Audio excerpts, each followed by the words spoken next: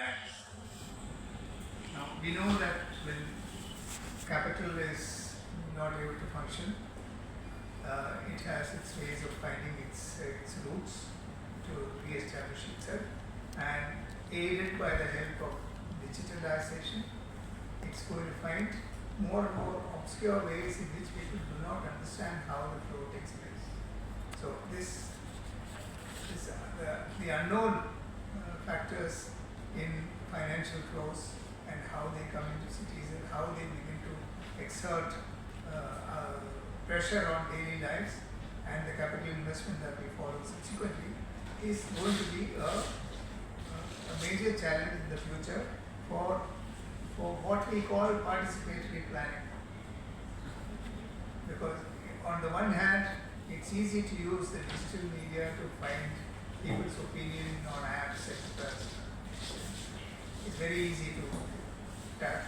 It's as equally easy to fudge that data. It's as easy to monitor and manipulate that data to suit certain investment patterns. And we know that the current state of affairs in our country is such that this is happening on a very wide basis. We cannot trust any of the data that we get. Leave alone the fact that what as published data, we are still functioning with the 2011 census data. We don't have a new data to function on. I mean, it's unthinkable. And why is such an important, vital, baseline information hidden? Why is it hidden? That's a question, that's a political question that needs to be answered maybe in a different forum or maybe post this discussion.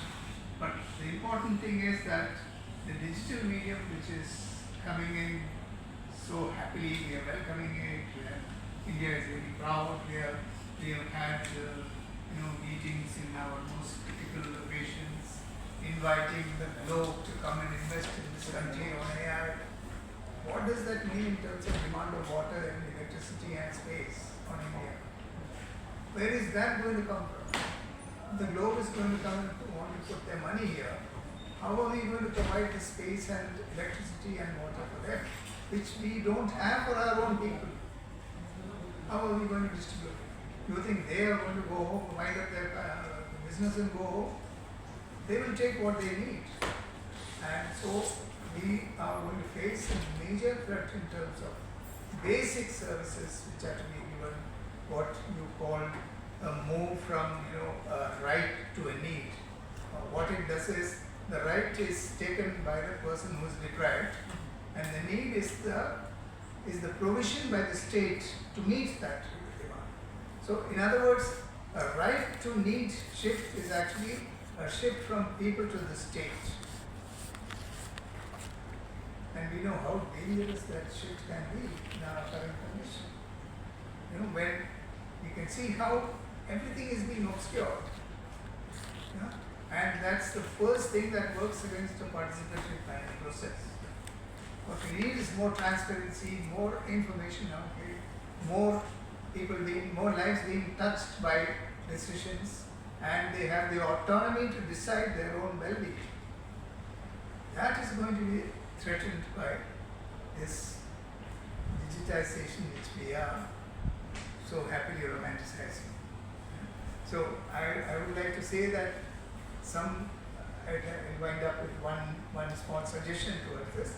I would suggest that this paper, which is so exhaustively drawn up, almost every point that's relevant has already been touched on this, can be used to create what we call an inclusivity audit at the national level, and let every master plan that's being prepared in this country be vetted for its inclusivity audit through an inclusivity audit.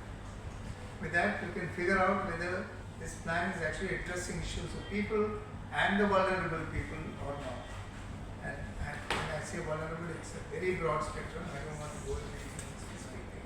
But an audit of that sort would be spearheaded as a sequel to this, and that once that is operationalized, we will see how it will expose सारे master plans को नंगा करने, because we'll see how classist, how terribly closed their whole worldview is, how capital driven, how real estate driven the entire master plan process is.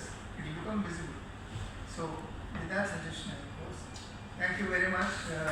We can